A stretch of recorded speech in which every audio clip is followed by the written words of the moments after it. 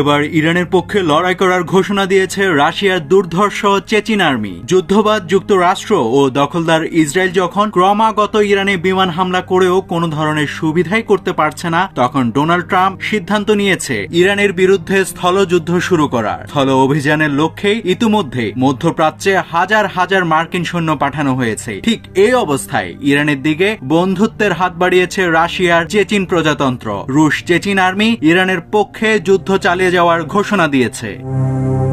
রাশিয়ার চেচেন প্রজাতন্ত্রের প্রধান রমজান কাদিরভের অনুগত বাহিনী যুক্তরাষ্ট্র ও ইসরায়েলের চলমান আগ্রাসনকে ধর্মযুদ্ধ হিসেবে দেখছে। এই যুদ্ধে ইরান ও ইসরায়েলের বিরুদ্ধে যুদ্ধ করাকে সরাসরি জিহাদ হিসেবে দেখছেন চেচেনরা। মঙ্গলবার পাওয়া বিভিন্ন সূত্রের বরাতে এই তথ্য নিশ্চিত করেছে ইরানি সংবাদ মাধ্যম প্রেস টিভি।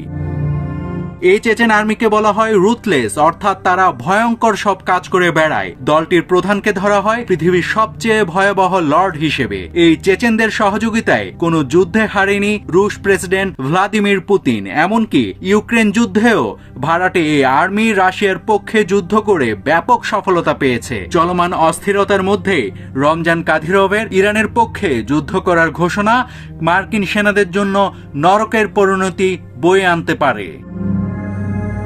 নাভিদ হাসান, সোনালী নিউজ।